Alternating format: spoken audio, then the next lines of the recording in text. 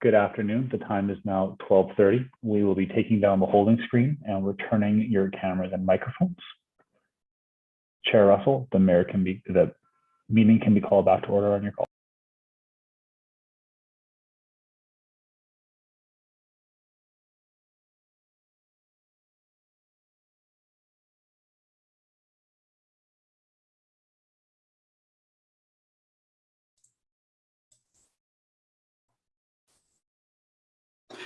Thank you very much for that, Ian. I would just like to ask all councillors to turn on their cameras just for a couple of minutes, just to make sure that we have everybody here. Just want to make sure that we have enough in attendance for quorum and to begin the discussions about the police budget.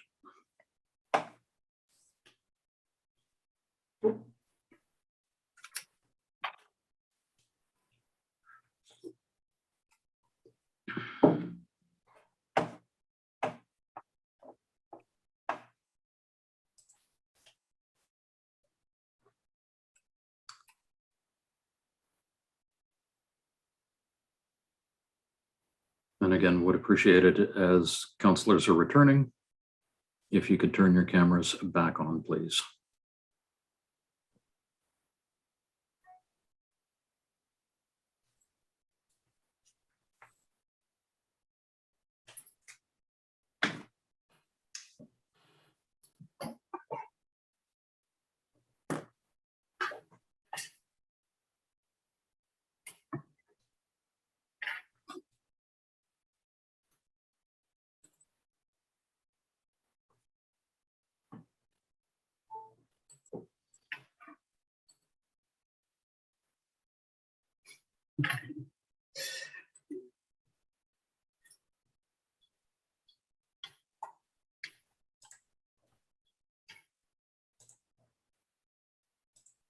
And just one final call for councillors to turn the cameras back on just before we resume. We have just about everybody here.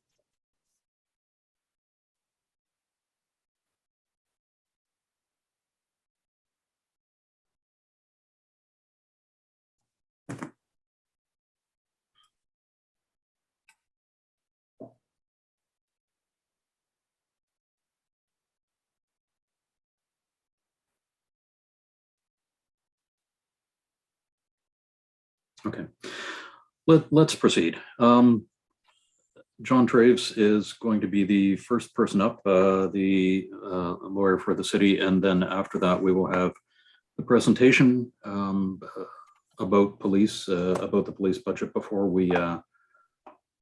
we proceed with the discussion and debate. So go ahead, John, the floor is yours. Thank you, Chair. So Chair's asked me just to cover, particularly for those members of the committee who are not necessarily as familiar as others with the role of the Board of Police Commissioners and that of council. But before I do that, I just a housekeeping item. You will see that access to the video of this morning's meeting has been restricted while the clerk's office is investigating a complaint from a resident with respect to the use of the recordings this morning by one of the presenters. In order to protect against causing any further harm to the resident, I would ask council not to refer to these recordings when discussing the police budget. And I'll leave it at that. So in terms of the Board of Police Commissioners provides civilian oversight, as I think everybody is aware, in respect of police, and is responsible to council for, among other things, reviewing the chief's business plan and the budget that supports it. So you'll hear a lot about this, I'm sure, from the chief and others, but the service provided by the police department is mandated under the Police Act and is specifically required to include crime prevention, law enforcement, assistance to victims of crime, emergency and enhanced services, and public order maintenance. So those are the issues that the chief deals with in his business plan and his budget when he's presenting to the board and ultimately to council. Council's role is articulated or set out, if you will, in bylaw P100, the police board bylaw. And I will. John, you just muted yourself.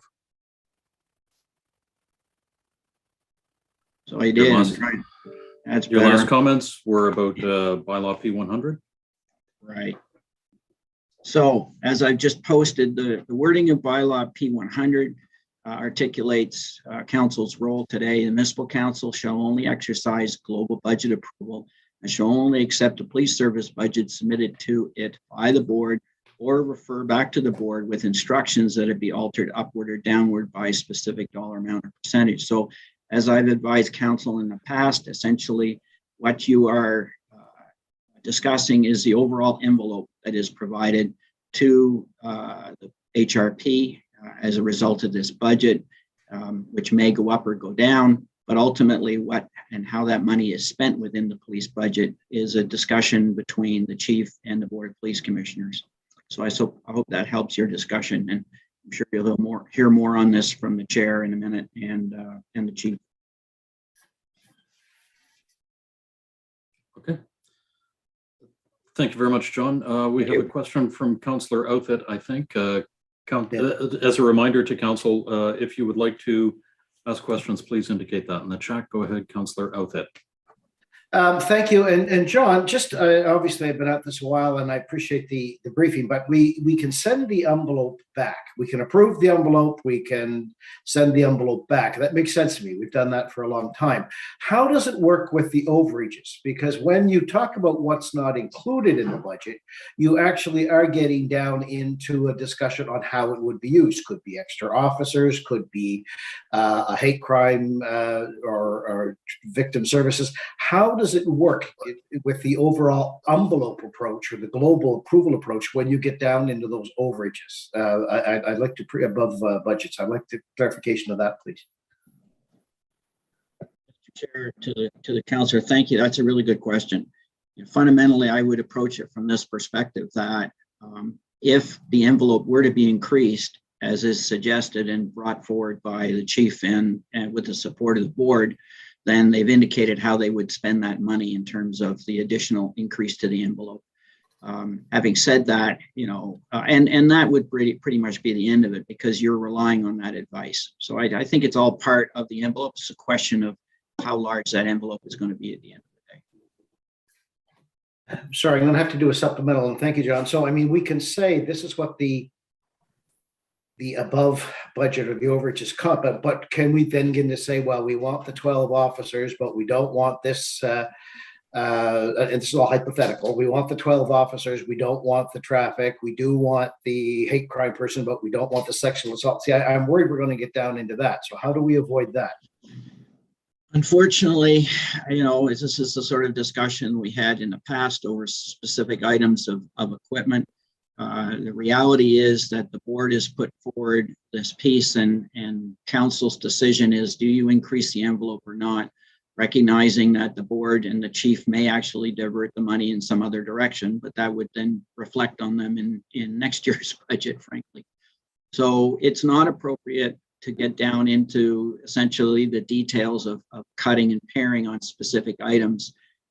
But it's not inappropriate, I would suggest, to have in mind what it is the board has suggested the monies would be used for if the envelope is increased per the request. No, that's very, very important. Many thanks, John, and thank you, Chair. I hope that's helpful. Thank you very much, Councillor Outfit. Thank you, John. At this point, seeing no further questions, let's proceed with the presentation. We have Councillor Smith who will be introducing it and then handing the presentation over to Dan Kinsella, Chief Kinsella and RCMP Superintendent Campbell. Go ahead, Councillor Smith. Thank you, Chair. So I'll just wait for it to come up on screen for all of us.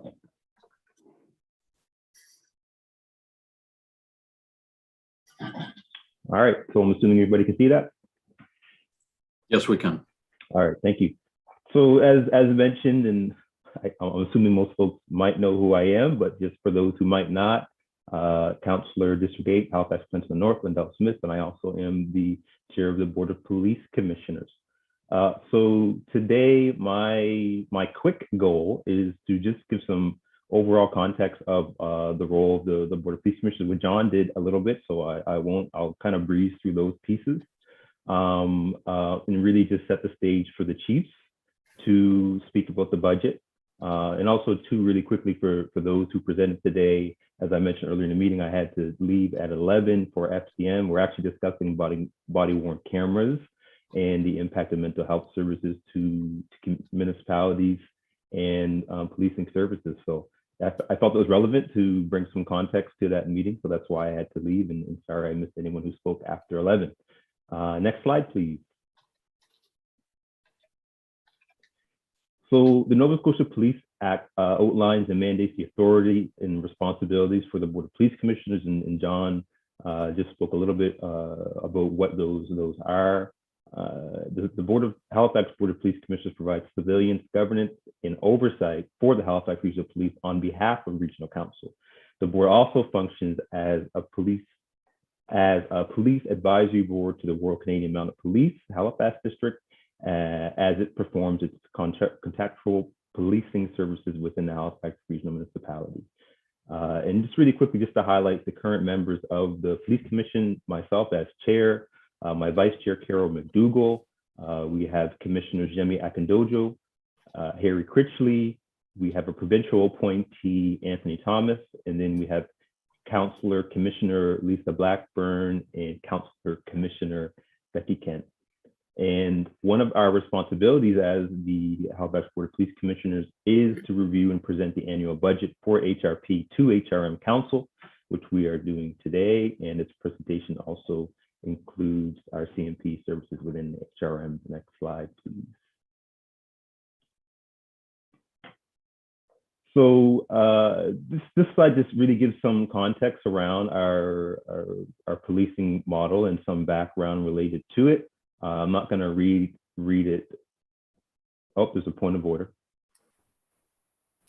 Thank you so much. So, go ahead, Councillor Lovelace. yes, I appreciate it. I'm very concerned that the public does not have access to this with the Halifax.ca website being down, and with the morning video being removed from YouTube.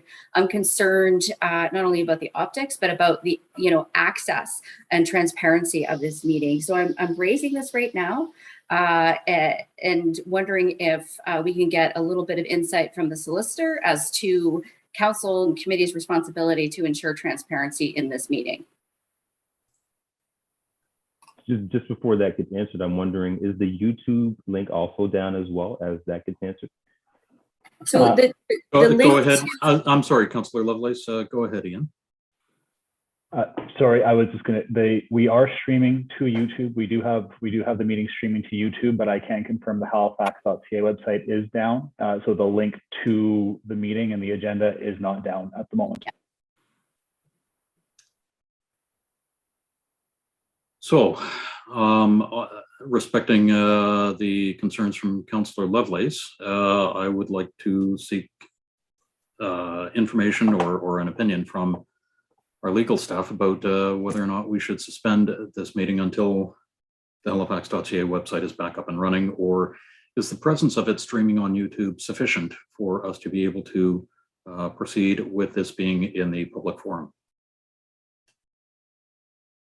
Mr. Chair, I'm just asking Ian if we can get and if we can look into how long it will take to get the website back up.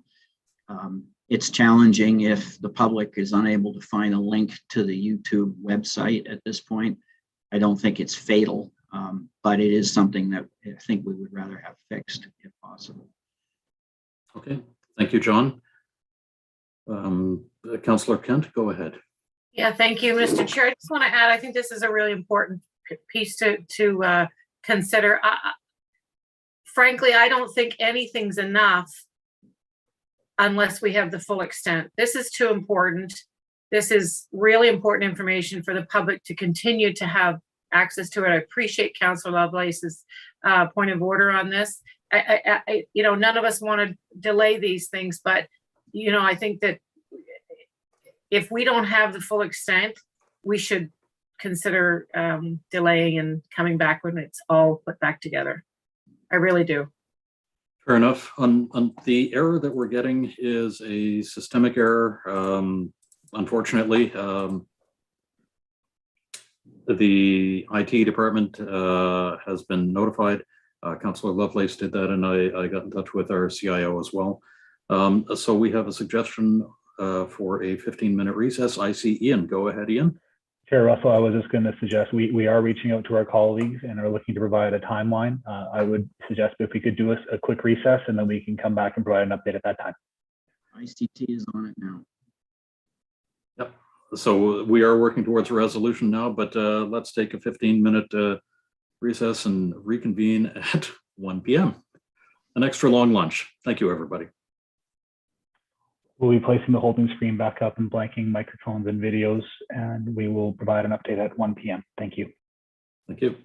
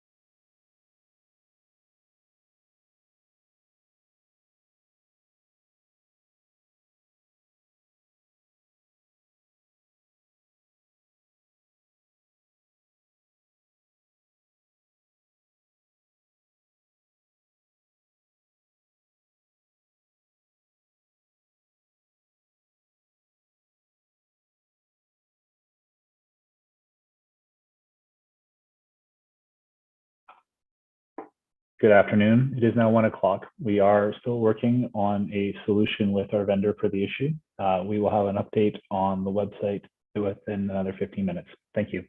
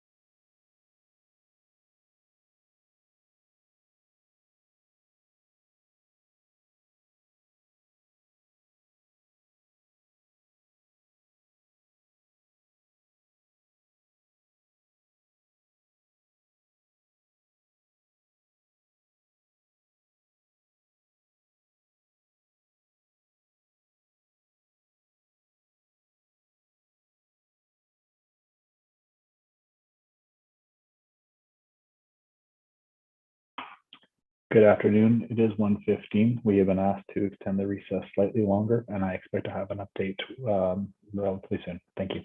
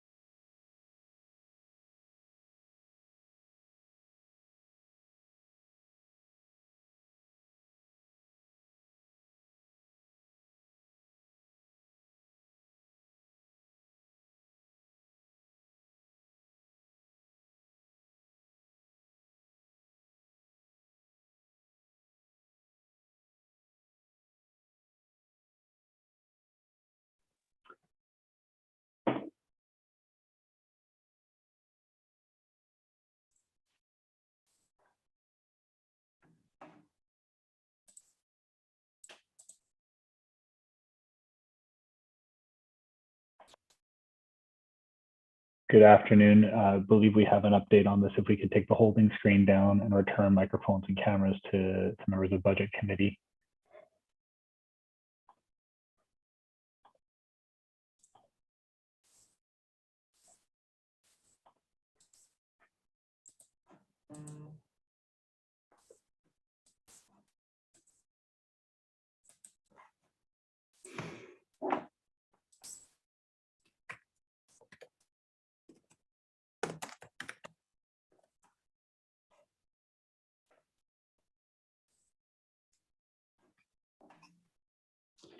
Are we good?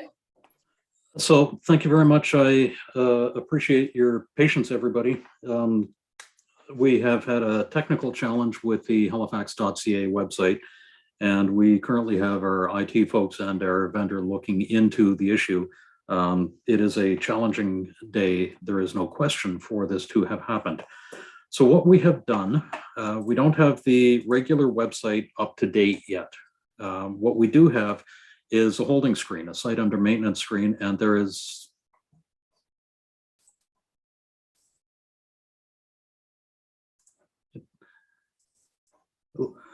Lost you, Mr. Chair. yes, You're I know. lost. I had my YouTube link open in another tab, and I started speaking to me. It was weird. So we have the site under maintenance page on the Halifax.ca site available, and we have added the YouTube link for this video to that webpage. So at this point, if you are on the Halifax.ca page and you refresh the page, maybe with Control F5, then you will see a Council Live feed link at the very top of the links that points to the feed for this meeting. With that, I am wondering if Council is okay proceeding with the Budget Committee meeting. Chair Russell, I can also confirm that our communications colleagues has sent out the link to the YouTube video on our social media channels as well. That's fantastic. Thank you very much, Ian. Colleagues, are you comfortable proceeding with the meeting as we are? Mr. Chair, what will happen with the folks that we're all presenting? No doubt many of them would have been staying on to watch us and listen to us. Have they been, will they be being contacted to let them know this is the only option now for them? Go ahead, Ian. Councillor Kent, through the chair to yourself. We do have members who presented to committee earlier this meeting who have stayed in the Zoom meeting as an attendee and can observe that way. And any member that was viewing over YouTube would be provided that link through the updated YouTube link that was sent out on our communications channels and on the website. Okay, great. Thank you, Ian. Okay. Thank you. So again, with that, is Council ready to proceed? Thank you, Mr. Chair. I appreciate the work of staff to take care of this and ensure that the link is available for all. So thank you so much. Okay, thank you. Not seeing any objections. Let's go ahead, Councillor Smith. If you wouldn't mind backtracking a little bit, you were one slide in. If you wouldn't mind going back. I'll go back to the beginning. I'm just wondering if Council also wants John to give quick context too, just in case folks missed it. Just wondering if you want that as well. Thank you, Councillor Smith. I'm not seeing anyone ask for that at this point, so you go ahead and then we'll see where we go. All right, so try number 2. So again, folks, and thank you, Councillor Lovelace, for flagging that. I think it's important that we have as many channels open as possible, so thumbs up. So waiting for the slide. We'll go back to we'll just go back to the beginning, honestly. I'll just start from the start. Yeah. So as mentioned, Councillor Smith, I am Councillor District 8, Halifax Plan North, and also the chair of Board of Police Commissioners. And my role today is to provide just very, very brief context of the commission's role in how we got to the stage, and then the both chiefs will have an opportunity to speak about their business plans and the budget. Next slide, please. So if those who are tuning in later and didn't get an opportunity to hear from our solicitor, the Nova Scotia Police Act outlines a mandate and authority and responsibilities for the Board of Police Commissioners. The Halifax Board of Police Commissioners provides civilian governance and oversight for the Halifax Regional Police on behalf of Regional Council. The board also functions as a police advisory board to the Royal Canadian Mounted Police Halifax District as it performs contractual policing services within the Halifax Regional Municipality. And just to highlight the current members of the Board of Police Commissioners is myself as chair, Vice Chair Carol McDougall, Commissioners Yemi Akinduju, Harry Critchley, our provincial appointee Anthony Thomas, and then we have Councillor Lisa Blackburn and Councillor Becky Kent as members as well. And one of our responsibilities is to review and present the annual budget for HRP to HRM Council. This presentation also includes the budget for Rcmp services within HRM. Next slide, please. So really quickly, this slide here just speaks a little bit about the background and history of our policing model here. And as many of you do know, Halifax has a very unique policing model within our municipality. And because of that, we have the Halifax integrated model between the HRP and our Rcmp. Next slide.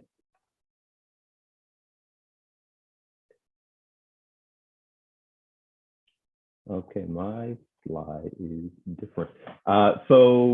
Each service provides policing in specific areas. HRP is responsible for Halifax, Dartmouth, Bedford, while Rcmp has detachments in Lower Sackville, Car Harbor, Musquodoboit, Cheat Harbor, North Preston, North Central, and Tintagel. And the Rcmp Halifax detachment is a contracted agency provides services to the municipality. Again, as it is part of the Nova Scotia Provincial Police Services under auspices of the Provincial Police Service Agreement 2012, a contract between the federal government and the province of Nova Scotia. Next slide, please. And again, these are the areas that Rcmp and HRP cover.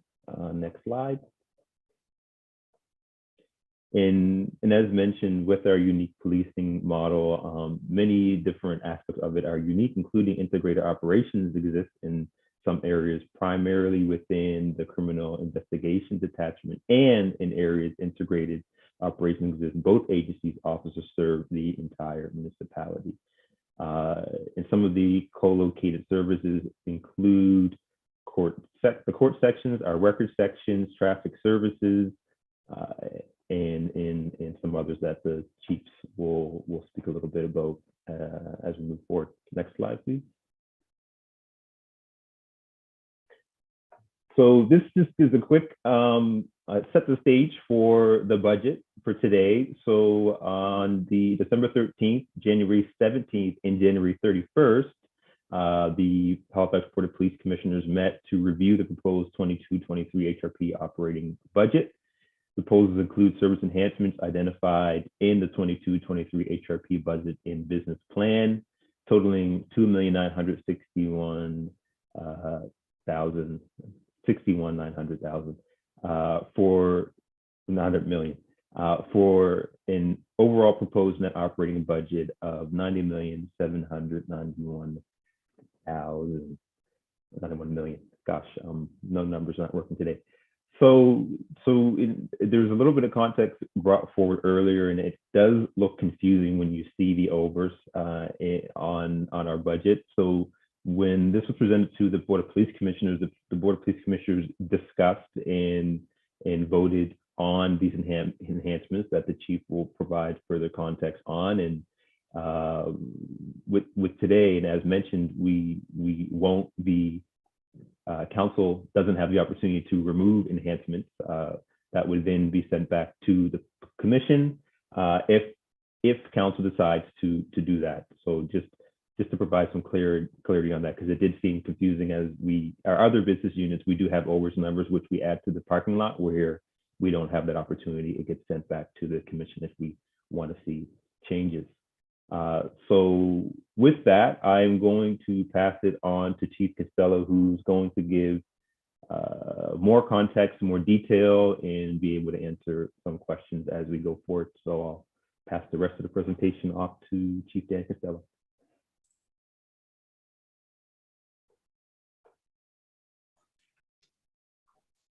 Thank you, Councillor Smith, Chair Smith. I appreciate it. And good afternoon, everyone. I would like to thank the committee through you, Chair Russell, for the opportunity to present today. And I would like to start with the next slide, if I could get it up. We're going to provide some background on the Crime Severity Index, just as a little bit of context. And it's important to note that the geographic boundaries for CSI include data from both the Halifax Regional Police and the Halifax District RCMP. The CSI and crime rate are different measurements of crime. The crime rate treats all crimes as equal, whereas the Crime Severity Index assigns each crime a weighted value according to its level of seriousness. The Crime Severity Index has two sub-indices: the Violent Crime Severity Index, or the VCSI, and the Non-Violent Crime Severity Index, or the NVCSI. The latest CSI data is for 2020. The 2021 data will be available in mid-2022. The overall CSI for Halifax region has gradually reduced from a high of 98 in 2010, above both the national and provincial averages at the time, to a low of 61 in 2019, below both the national and provincial averages. It currently sits at 62. There were increases in 2017 and 2018, which are likely explained by changes to coding practices in 16 and 17, which resulted in more violent crimes being coded as founded, particularly in the area of sexual assaults. And a large number of historical sexual assaults, over 150, resulting from one file being recorded in 2018. Different offenses are also included. The CSI is based on criminal code incidents, as well as other federal statute violations. The crime rate is based upon criminal code incidents and does not include traffic offenses. The weighting system was designed based on relative sentencing principles, and numbers are rounded to the nearest whole number. Next slide, please. The Violent Crime Severity Index for Halifax region saw a reduction between 2011 and 2014, but until recently had been above the national and provincial averages. There were increases in 2017 and 2018 for the same reasons as stated earlier.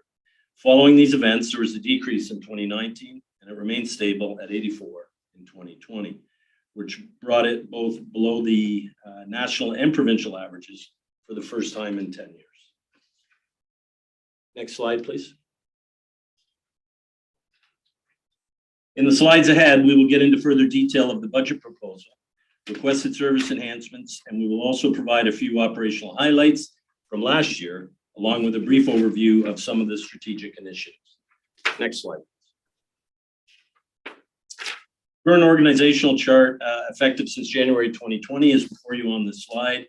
As with any org chart, we may be fine-tuning some of the functions, and we will be reviewing on a 2-year cycle. So this year we will be reviewing and have commenced that work. It's very early stages.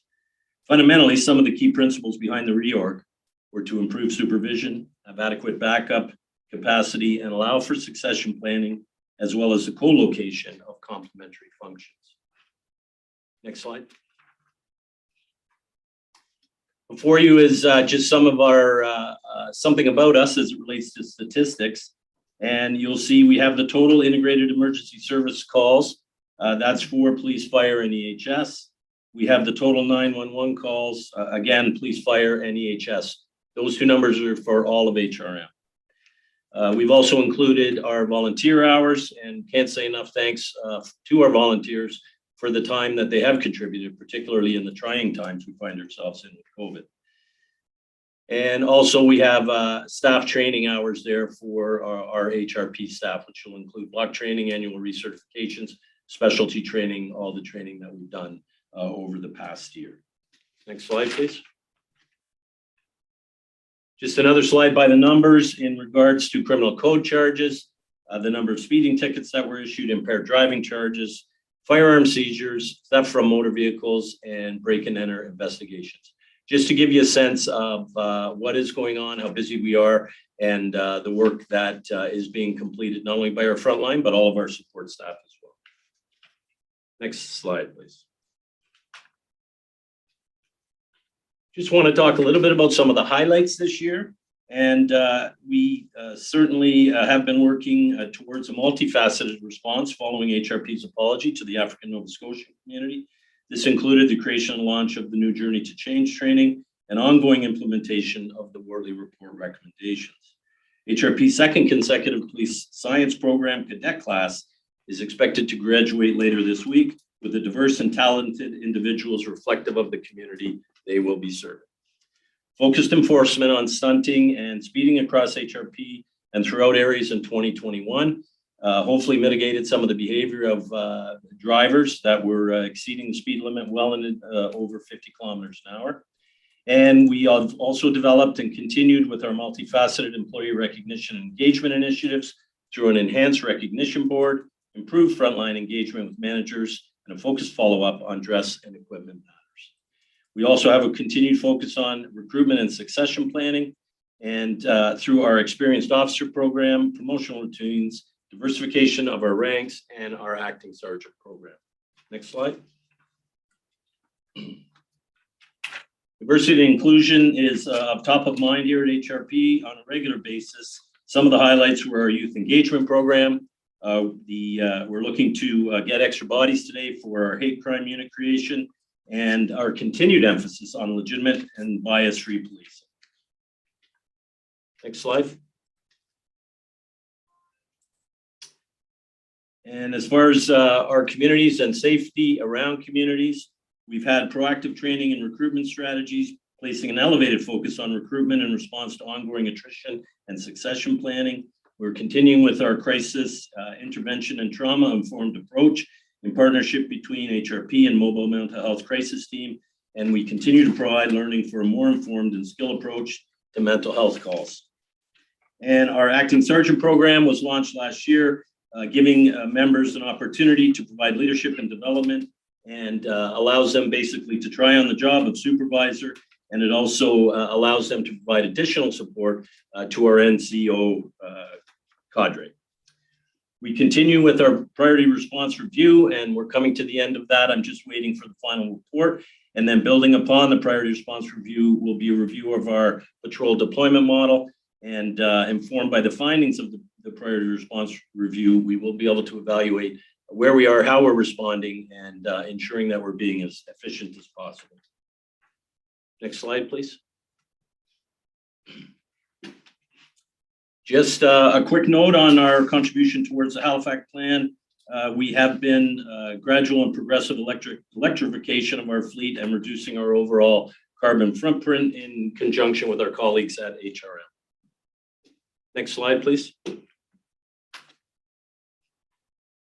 So the next few slides are going to be related to budget and numbers. I'm not going to go through it bit by bit. You've had an opportunity to look. This slide provides an overview of the annual operating financials for HRP over the past 2 years by expenditure and revenue group. This chart also identifies the proposed budget for 22-23 before service enhancements. And the proposed budget for 2022-2023 represents an overall decrease in budget from year to year, or a 1.1% decrease without the proposed service enhancements. Next slide. This slide provides an overview of the annual operating financials for HRP through our three main service areas. Those are areas being the Chief's Office, our Support Division, and our Operations Division. Next slide. The information on this slide identifies the overall changes in full-time equivalents, or FTEs, in HRP before the proposed service enhancements identified for 22-23. And from the beginning of the 2021-22 fiscal year to the beginning of the 22-23 fiscal year, not factoring in additional FTEs proposed through the enhancements and as service enhancements in the options over budget portion of this presentation. And Halifax Police went down by 1.8 FTEs overall for the budget decrease of 125,700. Next slide.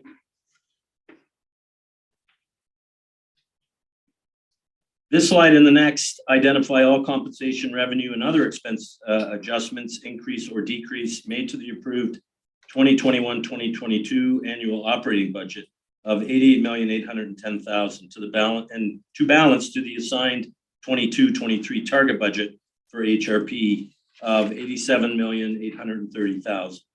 These include details of the changes and the expected impacts on service delivery as a result of these adjustments. Next slide. And that's just a continuation of the revenues and expenses to ensure you have the full picture, and then the balance numbers at the end. Next slide, please.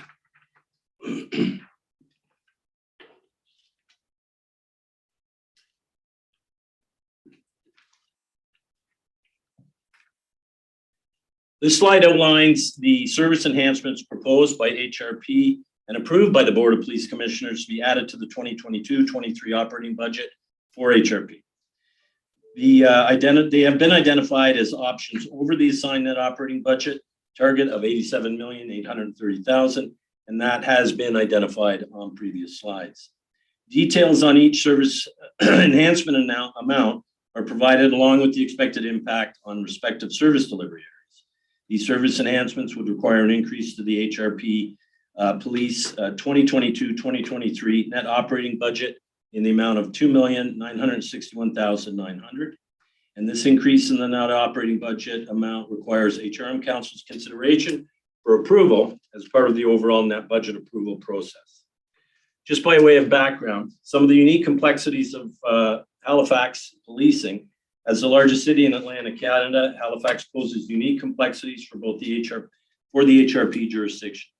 As one of the fastest growing cities in Canada, sharp increase in our downtown population, with our entertainment district as a port city, as a capital city, as a tourism hub, and a university town, Halifax draws on policing in a varied and complex manner for issues that involve a variety of policing services, including but not limited to traffic control, enforcement related to quality of life issues, maintaining peace and order, and of course, a vast amount of investigative needs that are bound to arise in a busy, dynamic environment like we live in.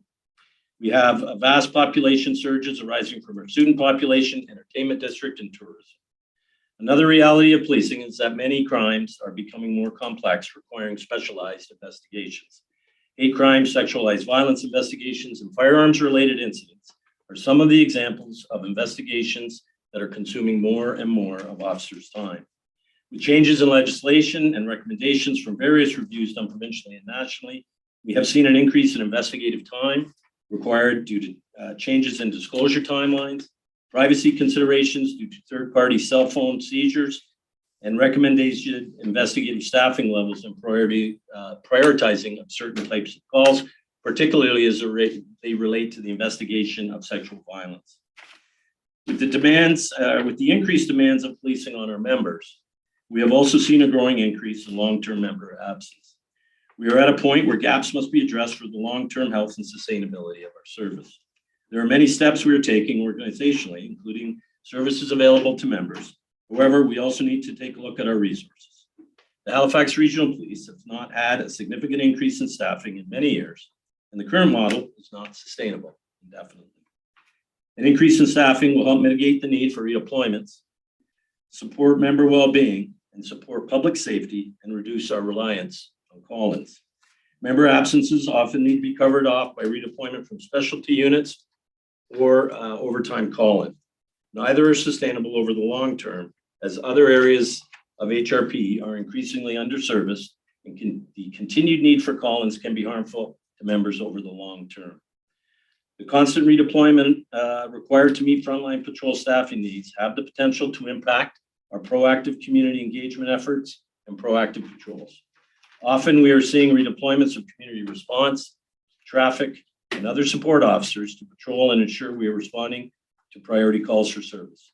The deterioration of proactive patrol time also prevents officers from developing. Every municipality is responsible for the policing of and maintenance of law and order in the municipality and providing and maintaining adequate, efficient, and effective police services. And they've already been mentioned at the start by Mr. Traves. I'll just mention them again: crime prevention, law enforcement, assistance to members of crime, emergency and enhanced services, and public order maintenance are the main issues that we need to deal with as a police service. Staffing, both sworn members, 4 sworn members have remained relatively constant at 530 since 2010. At the same time, all the challenges that I spoke about earlier have grown, particularly in the area of our population. At the same time, the workload and complexities of the job are increasing. The issues related to mental health among first responders have been well documented and is occurring nationally.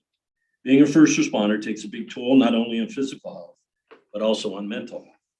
For our police officers, booking officers, and dispatch operators, it's not a matter of if they will experience trauma, but rather when and how much.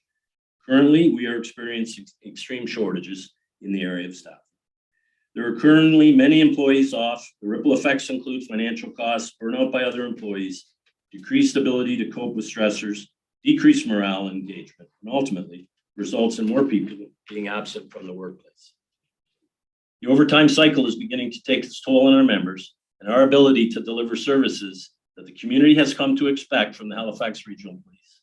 If we do not address the staffing shortage, it will worsen over time, and more members will have to be called in to cover absences. More absences will occur as member fatigue will increase. Members are experiencing exhaustion and burnout.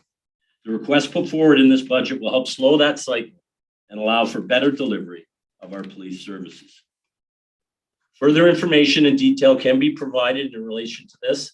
They are confidential in matter, and I would suggest or ask through you, Chair, to the committee. I'm prepared to do a quick in-camera presentation if the committee and the chair agree to allow that to happen.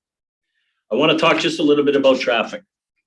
It's by far the biggest concern we hear from the communities when it comes to enforcement.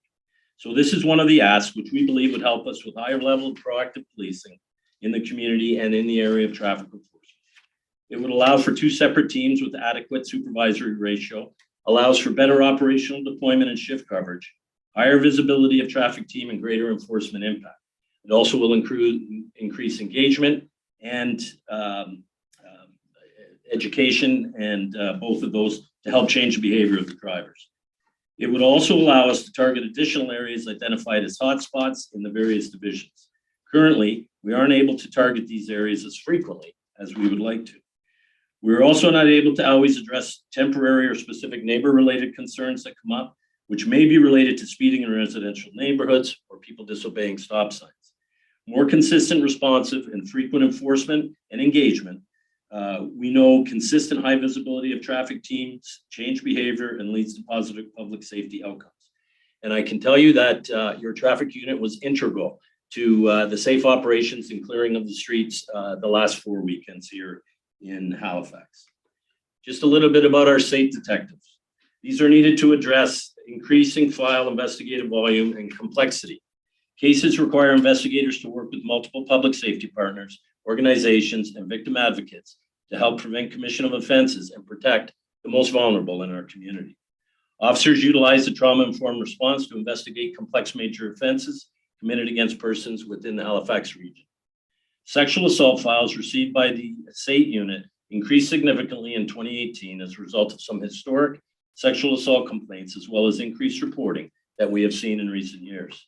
After this spike, we're now seeing a new baseline when it comes to sexual assault reporting, and it is notably higher than previous years. For example, we had on average 400 cases in 2011. We are currently up to 600 cases per year in 2021. Just in regards to reporting, we want people to report crime. The more that's reported, the easier we can deal with it. As it relates to hate incident and hate crime investigations, we are proposing to create our first hate crimes unit, and these resources will be a critical part of that.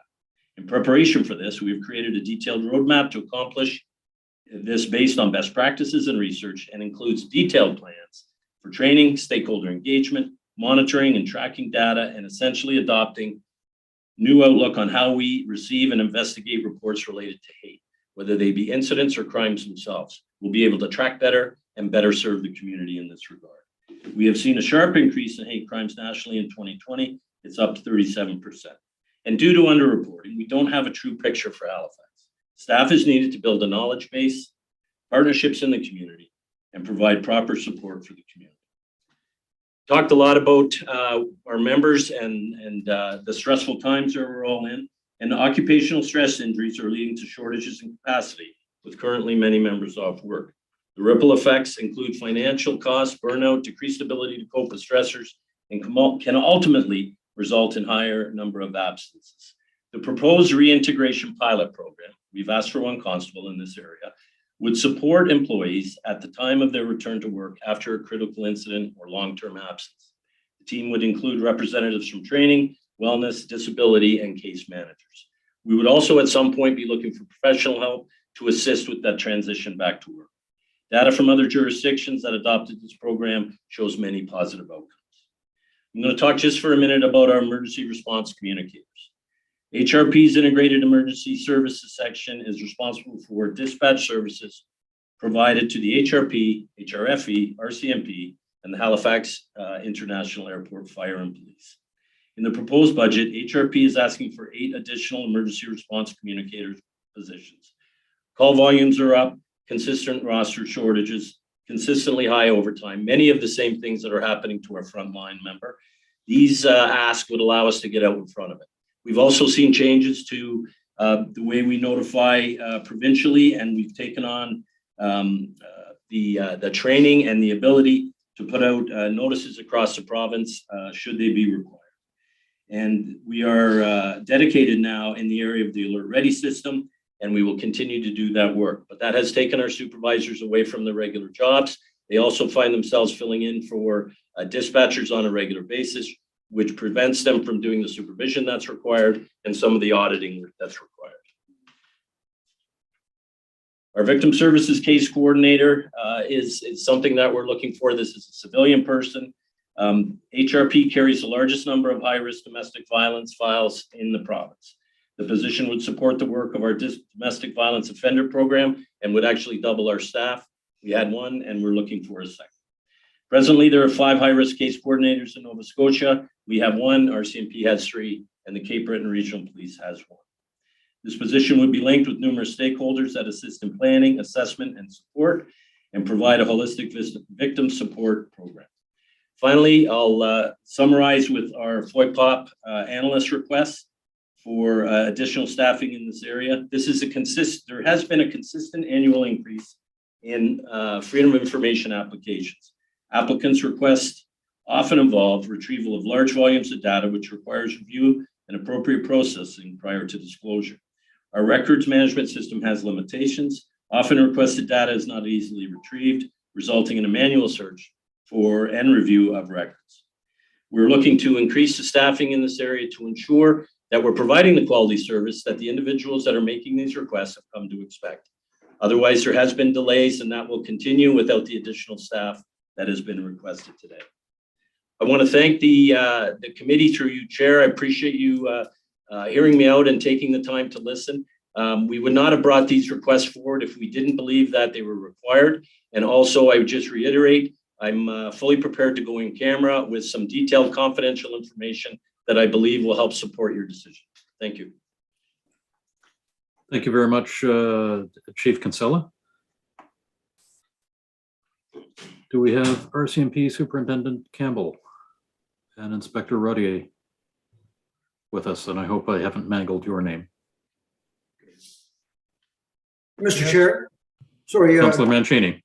if I may, Mr. Chair. So I think it's confusing if we go into the RCMP presentation now. My preference, and I'd like to hear from my colleagues, I'd like to have discussion with regard to HRP and debate, and if we go into camera to have RCMP present, for me, is causing confusion. We should do it separately. I know it's one motion, but my preference would be to let's go into debate now and for questioning. I don't know what my colleagues think. Mr. Chair, I asked if you could get a sense from everyone else. I appreciate I appreciate your comments, Councillor Mancini. I see two comments in the chat that indicate conflicting preferences. Mine would be for us to see the RCMP presentation and then proceed on, proceed with both sets of questioning. This would save us going in camera. If we need to discuss the RCMP presentation, it would mean that we only have to do it once instead of doing it twice immediately.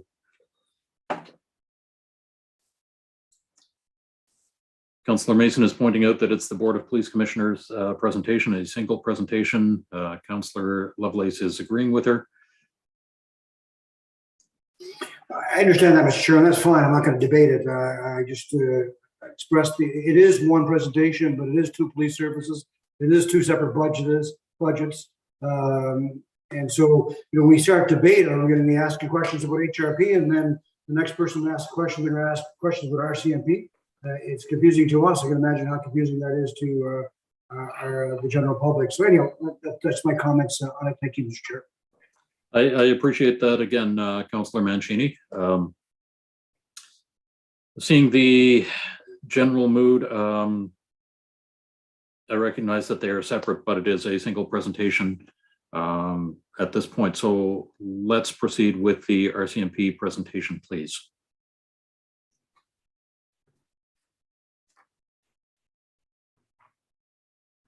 Good afternoon, everyone. Chair, Mr. Mayor, Deputy Mayor, councillors, colleagues, and for those from the community that are joining us. I just want to do a check because I can't see that we're broadcasting on our end. So if someone just can confirm that you can hear us. We can hear you. And at this point, the slide that we're looking at is the HRP options over budget slide. Okay, maybe if we can just advance to the next slide, please. Okay, thank you. My name is Darren Campbell. I've been temporarily assigned to Halifax District while there are efforts underway to replace the former Halifax District policing officer who was Chief Superintendent Janice Gray, who's recently retired. Those efforts are currently underway. I'm honored to be serving the HRM and the citizens of this city and to play a role in leading the RCMP members who serve the HRM. The RCMP within the HRM are responsible for serving approximately 95% of the geography of the HRM, as well as 45% of the population. Although recently I've met some of the councillors and other BOPC members previously, this would be my first opportunity to interact with some of you. And to date, I've only been in Halifax District for a few short weeks. And I'm also joined by some of the key members of our leadership team from Halifax District, Inspector Dustine Rodier, Inspector Jeremy Landry, and Inspector Matt Turner. So if I can get you to advance to the next slide, please. Thank you. So the officer in charge of Halifax District provides strategic direction and oversight to our operations in the west, as well as our east operations, to our OIC embedded within the Integrated Criminal Investigations Division, and to the Management and Administration portfolio. The district's divided into, as I mentioned before, into west and east operations, and west operations are led by Inspector Jeremy Landry, and that includes the detachments of Tantallon, Lower Sackville, and Cole Harbour. East operations, led by Inspector Matt Turner, includes detachments in North Preston, Muscatawbet Harbour, Middle Muscatawbet, and Sheet Harbour. Inspector Dave Nibbs provides leadership within the Integrated Criminal Investigation Division, and Inspector Dustine Rodier is temporarily overseeing the Halifax District Management and Administration Services with the transfer of Inspector Erin Pepper. The process for finding a replacement on a permanent basis for Inspector Pepper is currently in the final stages. Halifax District RCMP includes 183 police officers and 35 civilian employees. In addition to those resources, the district is complemented by 15 provincially funded RCMP regular member police officers and 1 provincially funded criminal analyst. With the RCMP being the contract provincial police service in Nova Scotia, Halifax District RCMP has access to many specialized units ranging from the interview assistance teams, our truth verification unit, other people would refer to them as the polygraph section, forensic identification specialists and bloodstain pattern analysts, to the emergency response team, traffic services and collision analyst reconstruction services, and the underwater recovery unit, just to name a few. If I can get you to advance to the second slide, please. Thank you. Just to provide a glimpse into some of the statistics from the past year, in 2021, the Halifax District Rcmp laid 1,152 criminal code charges. We charged 528 drivers with impaired related offenses. And if I was to break those down for you, 251 were charged with impaired driving by alcohol.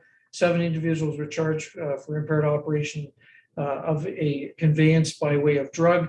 45 charges were as a result of refusal of a demand made by a police officer, and 225 driving suspensions for operating a conveyance while having consumed alcohol were also laid.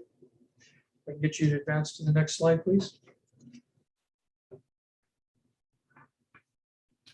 Some of the highlights over the last year include our efforts to combat crime through intelligence-led and evidence-based strategies under the Rcmp Halifax District Crime Reduction Strategy. These efforts include regular monthly meetings with respect to our crime reduction strategy, which include partner agencies, and these meetings are intelligence-led and evidence-based. This enables the deployment of resources that are directed within operations to have the best success at crime and harm reduction within our communities. This model provides a focus on problems, places, and patterns within the different communities that we serve, directing a focused effort of proactive policing activities within the policing zones in an effort to deal with identified areas of attention and root causes. As of September of this year, the Halifax District Rcmp has moved over to a zone policing model, specifically targeting these problems, patterns, and places as I described. With respect to road safety, Halifax District Rcmp analyzes motor vehicle collision data to facilitate the deployment of our personnel to have the greatest impact on reducing serious injury and fatal motor vehicle collisions. Now, this data is not just the data from the HRM, but we actually analyze through our provincial traffic services program and analyst data from across the province to understand those causal factors that contribute to serious injury and fatal motor vehicle collisions. They include things like aggressive driving, that includes speeding, distracted driving, seatbelt usage, and impaired operation of motor vehicles. Supplementing the efforts of both the patrol watches, or what we call our general duty watches, and the district traffic services unit are members of the provincial Southeast Traffic Services with our collision analyst reconstruction team, and they're based out of Dartmouth. In terms of the community action response team, we call that our CART team here within Halifax District. This is a new role for some of our school resource officers and community policing officers, which focus on repeated calls for service and dealing with root causes and community issues. We've been proceeding down this road with this new CART team since October of 2021, and we're in significant development stages with that particular team at this time. We have our Operation Breach. That highlights the violence suppression initiatives through Operation Breach, targeting prolific offenders within our communities, specifically those involved in organized crime or gang-related activities. Since July of this year, we've had some significant successes with the partnership between our Street Crimes Enforcement Unit as well as the Integrated Guns and Gangs team. That is made up of obviously members of the RCMP and the Halifax Regional Police Service. Some of the results I'd like to pinpoint is that we've charged 5 gang members with a number of offenses. We've seized 5 handguns, ammunition, and some quantities of drugs as well. And that's ongoing enhanced police presence or proactive initiatives that this team with Operation Breach have been involved in. Some of the new initiatives for 2021 include the RCMP Reservist Warrant Initiative, and that's a program that we use to utilize a retired RCMP regular member reserve constable. That position is not funded by the HRM per se. This comes out of our budget that the province provides to us. So it's internally funded. And what we're trying to achieve with this new initiative is to have a fuller picture on the outstanding warrants within the district. Response will include resources as required from units such as our Community Action Response Team, as well as our Street Crimes Enforcement Unit and our General Duty or Patrol Officers. I'd also like to highlight what we call the Capture Project. And I know it's somewhat of an aggressive name, but it's not what you might suspect it to be. The Capture Project utilizes existing software at our disposal to have camera locations mapped for our investigators and their use in identifying potential investigative leads. And what I mean by that is that there are a number of residences and businesses who can voluntarily opt into this program. We have a database of a number of video opportunities that might help us advance our investigation. This concept was derived from a very successful best practice utilized by the RCMP and other police partners in Western Canada. We're currently in the midst of that project right now. Some of the investigative highlights very quickly. We'd like to speak to a prolific multi-jurisdictional commercial break and enter investigation that was handled by our Street Crimes Enforcement Unit as well as our General Duty or Patrol resources. This individual, or there were actually two individuals that were charged with a multitude of break and enter offenses to commercial businesses. They spanned the entire province. This was a 6-month investigation and a crimes free by 2 individuals. And that resulted in 71 charges and cleared more than 13 commercial B&Es in that particular case. That photo that you see on this particular slide is an image from the Arlene McLean historic missing person investigation.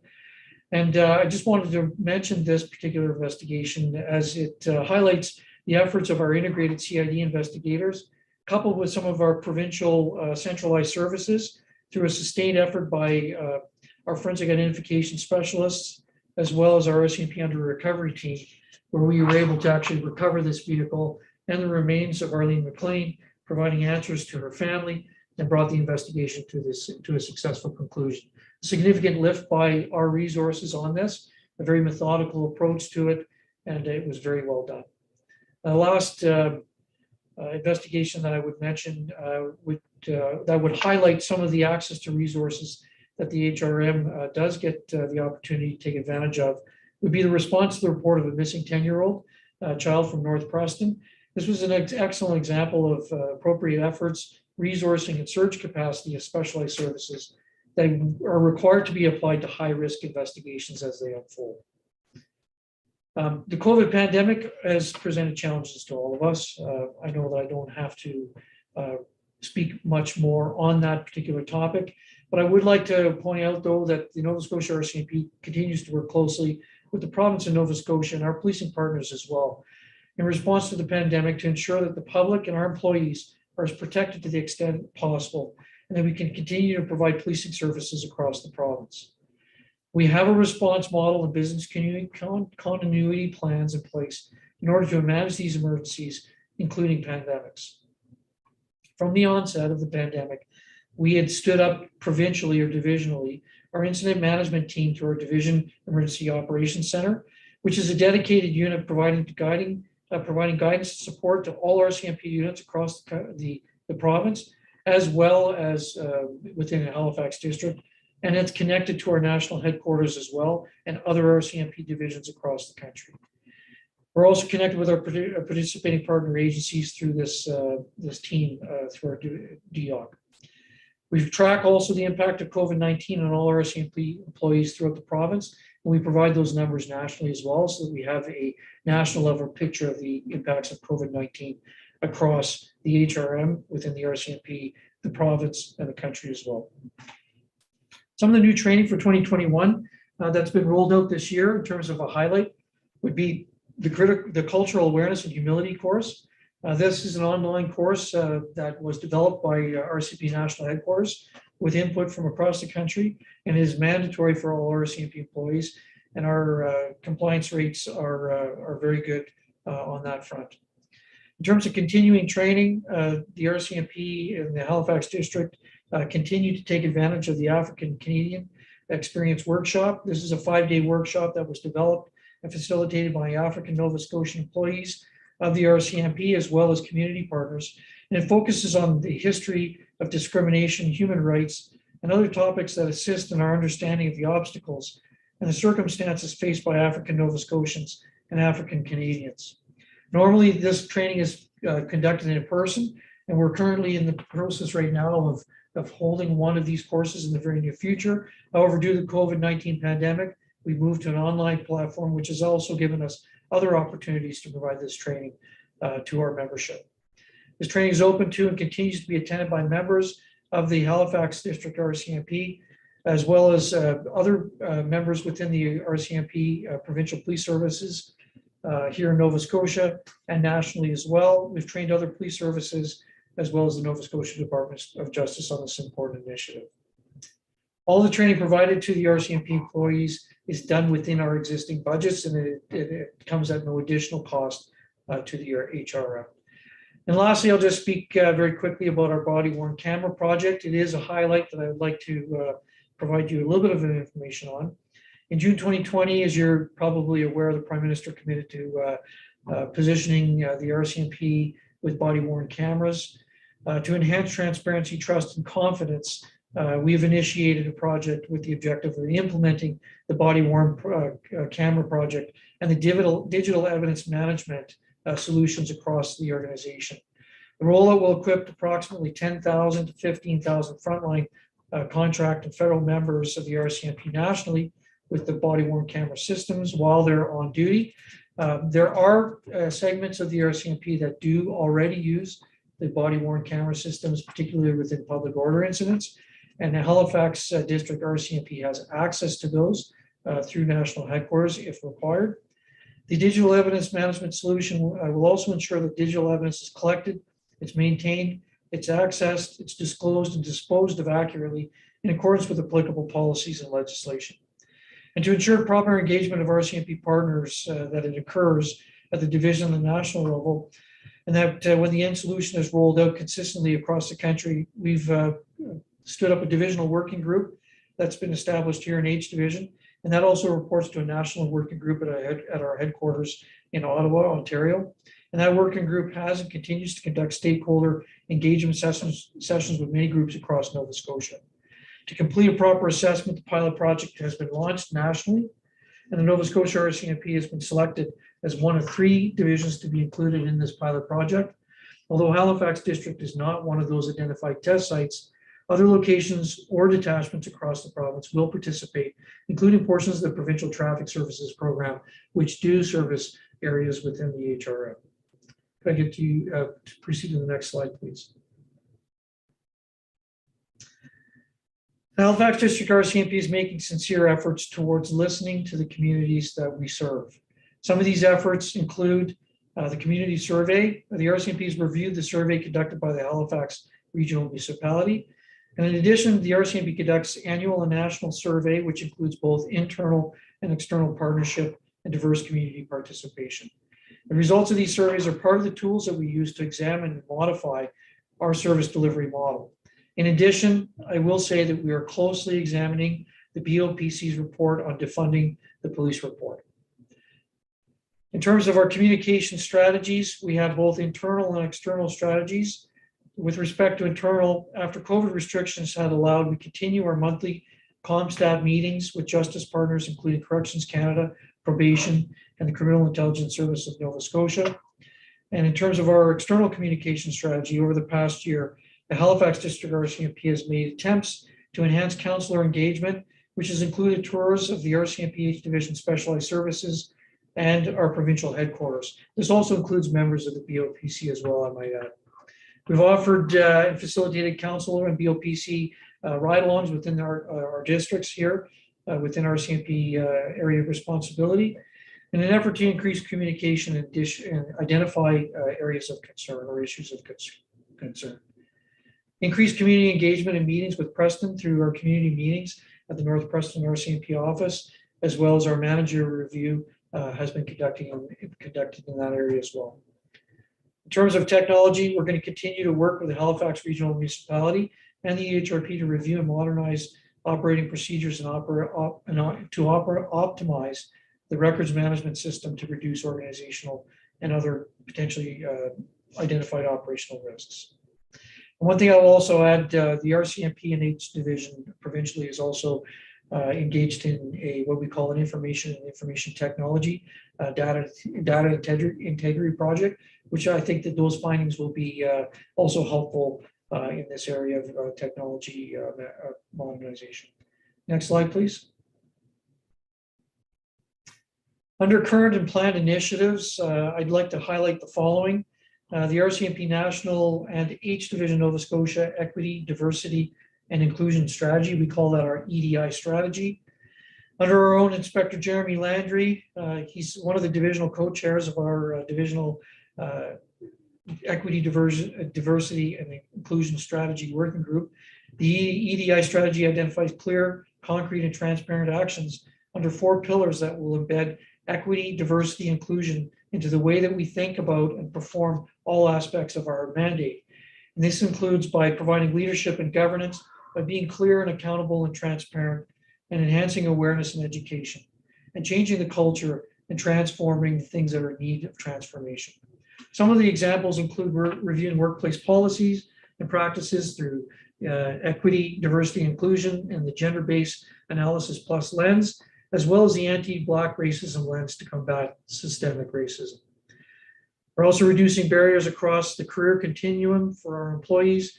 This includes ensuring that there is more representation on selection boards and establishing talent development plans for occupational groups with low diversity. Linking equity, diversity, and inclusion goals to performance, promotion, and compensation. And this will further ensure the advancement of equity, diversity, and inclusion, which is a key deliverable in alignment with our RCMP 150th anniversary Vision 150 strategy. We're also continuing to consult with our Indigenous communities under the H Division Reconciliation Strategy. And some of the highlights within that strategy, I'll just very quickly go over, which would include September 30th, National Day for Truth and Reconciliation, number of smudging ceremonies that take place within the district as well as across the province, orange ribbon campaigns, the 30 days of action, resources for continuous learning, Sisters in Spirit, as well as the RCMP Eagle Feather Initiative, which was first launched by the RCMP here in Nova Scotia, the first RCMP division, I would say, across the entire organization, which allows people of Indigenous culture to be able to use the eagle feather as a method of affirming and having it present when they're in the presence of police officers or police buildings. Halifax District RCMP is committed to enhancing our relationship with African Nova Scotian communities. And we continue to work on the recommendations of the Halifax Street Checks Report recommendations. And we will also report to the Board of Police Commissioners on that work. Every year, the RCMP recognizes Black History Month as a way of honoring the legacy of Black Canadians, past and present. And it's also an opportunity to actively create an environment where everyone can feel valued and respected while celebrating the contributions that Black communities and colleagues have made to the RCMP, Canada, and beyond. This year's Government of Canada theme is February Forever, celebrating Black history today and every day. Employee wellness, obviously, is a topic of great importance to us. Our employee wellness is supported by the Nova Scotia RCMP Divisional Employee Management Relations Office, as well as our frontline supervisors. In addition, the National Police Federation, which is our police association, which represents all RCMP non-commissioned officers across Canada, which was confirmed, it confirmed its first board of directors in January 2020. They are also very committed to employee wellness, and they are very engaged on that front as well. And I would say that we have a very excellent working relationship with the National Police Federation. Also, Halifax RCMP District is also supported by the RCMP National and Divisional Employee Recognition Programs. And within Halifax District, recently we've created a district-specific employee recognitions program, which has seen some great success and positive feedback from our memberships. Under succession planning and professional development, Halifax District RCMP members and managers are actively engaged in a number of initiatives, including leadership and coaching and mentorship programs. We have local officer candidate development programs, and we are also targeting or linking that to our EDI strategies that I mentioned previously. And we also have national level talent management and succession planning, which is embedded within the organization in an effort to also identify, key and prospectively high potential leaders to bring them into this district, as well as the RCMP policing model within Nova Scotia. Next slide, please. As I mentioned earlier, just in terms of the operating budget, I reported previously, the Halifax RCMP is resourced with 184 member positions that they are provided through the contract, which is the Provincial Police Service Agreement. You might have heard it referred to before as the PPSA contract. And the state of the district also employs 33.5 resources, civilian resources that help us carry out an important work. With respect to the specifics on our operating budget, I recognize that this is always an area of debate. What I would say about this particularly is that under that PPSA contract, and what I could share with you is that the contract, I can't speak specifically to the budget itself because only the Department of Justice can do that. But Halifax District is offered what we call the 70-30 Provincial Police Service Agreement contract. And what that means is that Halifax or the HRM will pay 70% of the policing costs, whereas the federal government will pay 30% of the policing costs. Now, in addition to that as well, there will be times when resources which are 100% provincially funded, which are not included within this number of 184 resources, are also applied solely or specifically to Halifax District. That would include, for example, the additional officer program, as well as, I believe, one school resource officer and one analyst within the HRM or the Halifax District RCMP. There are other provincial resources that are not included in this number as well, that are embedded within the Criminal Investigation Division, as well as our Forensic Identification Service resources. If you do wish to get some more details specific to the actual operating budget, I do know that, and you're fully aware of what last year's budget was for the RCMP. It is an all-in cost, and that all-in cost includes a number of things or line items. It is not merely the cost of salary dollars, but those line items include a number of things. For example, overtime, accommodations, leased accommodations, our records management systems, our information management services, what we call a divisional administration, which are a lot of these additional services like our employee management relations office, our health services, records management, our human resource functions, our vehicles, our training, our uniform, our equipment, our ongoing mandatory training, as well as specialized training, our travel, and other related expenses. It also helps support our criminal operations offices within our policy centers as well, and also contributes to the costs related to police vehicles.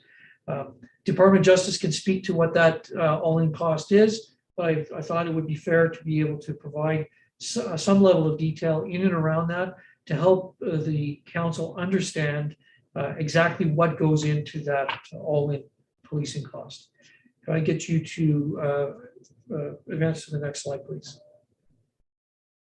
So in terms of financial risks,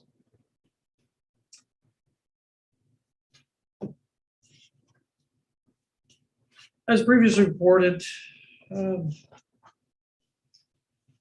looking at staffing in critical areas. And I'd like to explain why you're not hearing from the RCMP with respect to a increase in establishment of full-time resources for this next year. We've taken that under consideration, and we are not making a resource ask this year specifically.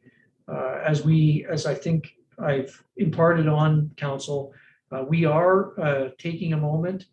We've hit our reset button, and we are in a position where we are much desiring an opportunity to listen, and that's exactly what we're going to do for this year. So In terms of the all-in cost for the RCMP for this budget year, the resource numbers will not, or that all-in cost for the resource numbers is not going to change. Some other risk areas that may have some financial risks to the organization, and what I mean by that is it may drive certain changes within our policing models, not just within the RCMP, but I would say to police agencies across the entire province and potentially police agencies across Canada, and that would be the work of the Mass Casualty Commission. Those recommendations that we are very much looking forward to receiving from the Mass Casualty Commission may lead to required operational and administrative changes, such as combined critical incident response requirements of all police services in Nova Scotia, which could potentially be one of those recommendations. And that would include the RCMP areas of responsibility within the HRM as required. As I mentioned earlier, the additional officer program that's currently being assessed by the Department of Justice Nova Scotia, and we're monitoring the impact of that assessment within the HRM of the AOP program, and we're monitoring that closely. As well as the Department of Justice Policing Review, I recognize that that review has been placed on hold until such time that the Mass Casualty Commission has completed its work. And I would imagine that some of the recommendations that come from the Mass Casualty Commission may help shape some of the Department of Justice Policing Review as well. That ends my presentation. If you could just advance that slide, Chair. Thank you very much. Okay, well, I'm seeing here, this is a last overview slide. I believe that this was our budget from our previous year under the 2021 budget. And that shows our net total of our 2021 budget at $29,419,000. And that again reflects that all-in cost for the 184 build resources for Halifax District.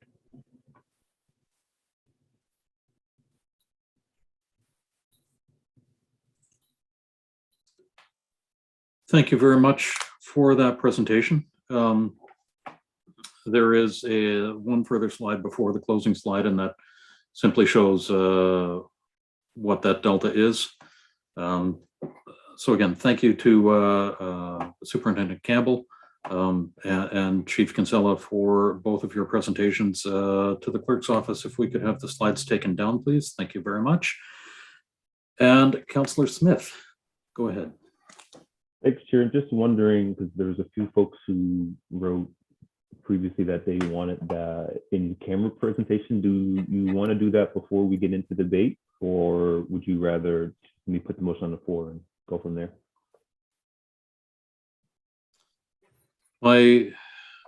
My hope would be that we would be able to take care of some of the in-public questions, but would folks rather go in camera immediately and get the further information from the two police forces? Yes, please, Mr. Chair. Okay. Okay, in that case, can we have a motion to go in camera, please? So moved, Mr. Chair, to go on camera. Thank you, Deputy Mayor. Seconder, please. Mancini. Seconded by Councillor Mancini. Ian, do I need a thumbs up vote or a roll call for this?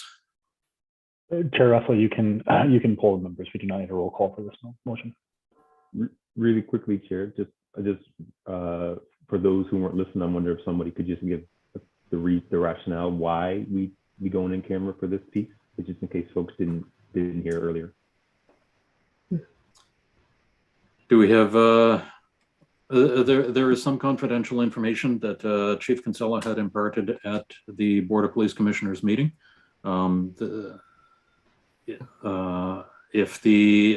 If Chief Kinsella, oh, go ahead, Councillor Kent.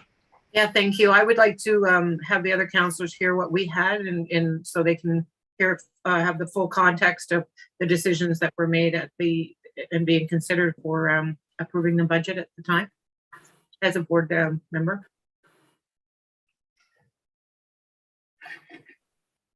Okay.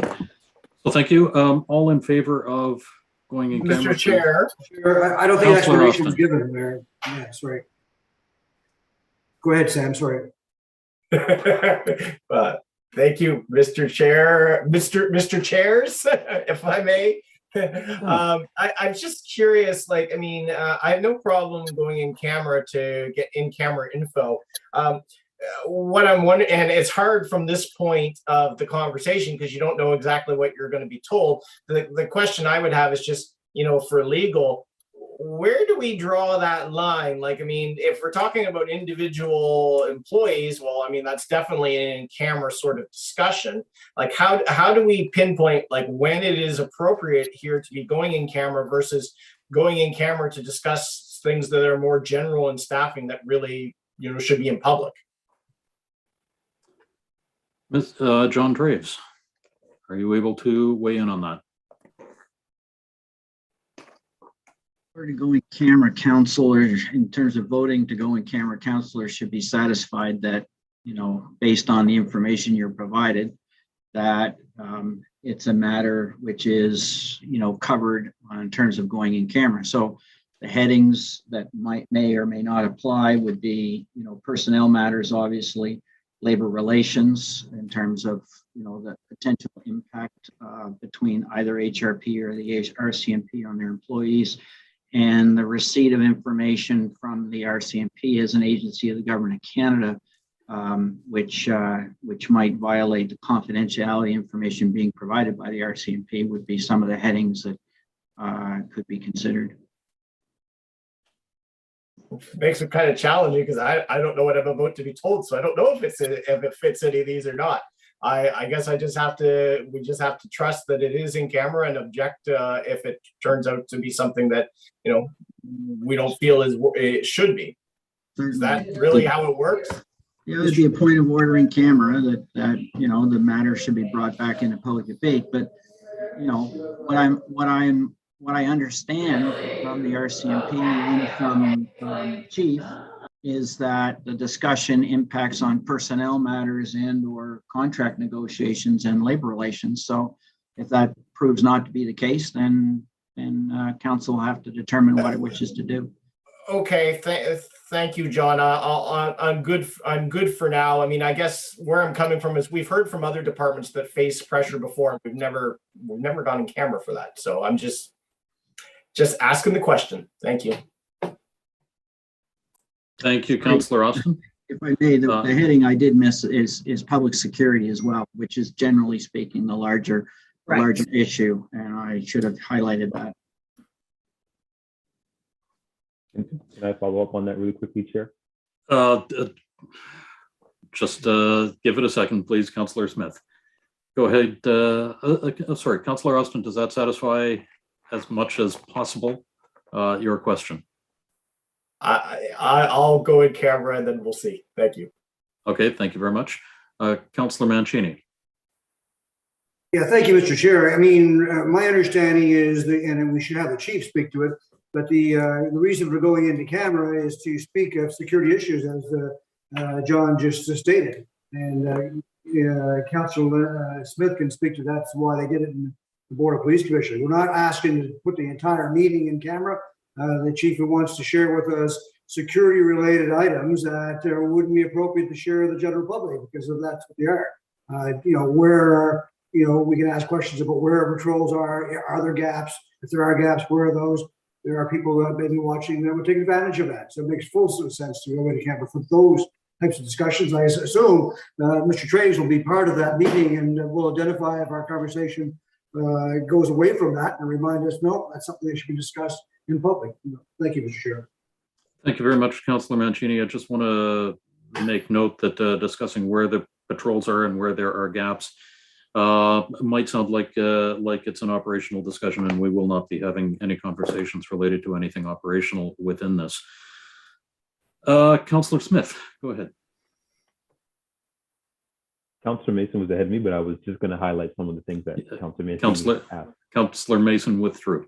Okay, yeah, I just was going to just highlight what Councillor Mancini just spoke of. There's certain aspects of the budget that that has security risk attached to it with some of those apps, and we have to go on camera to get that. And I will be the first person to also put my hand up if we are doing anything that can be put in public. So I support that, and that's I think we should go on camera for those security issues.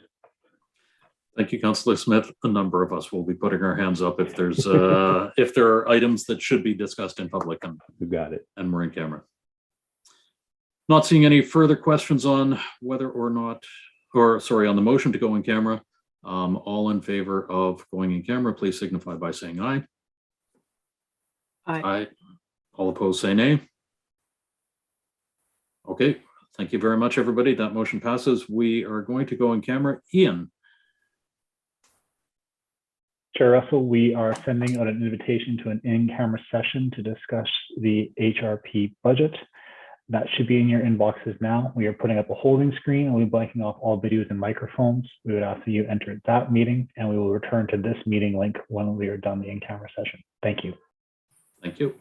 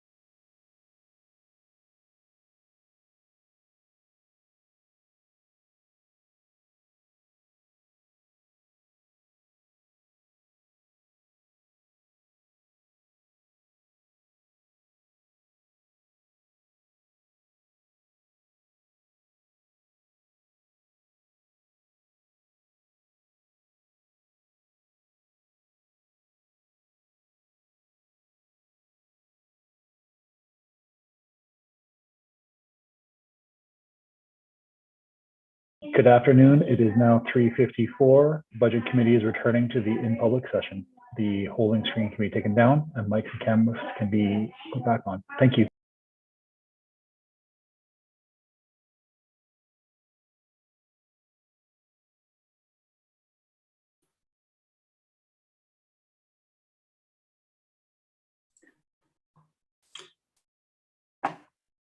Just waiting till we have enough councillors returning to the in-public session here.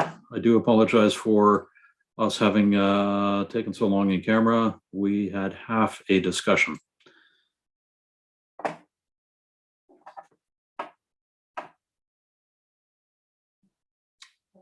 And although it was a very fulsome discussion, it is incomplete.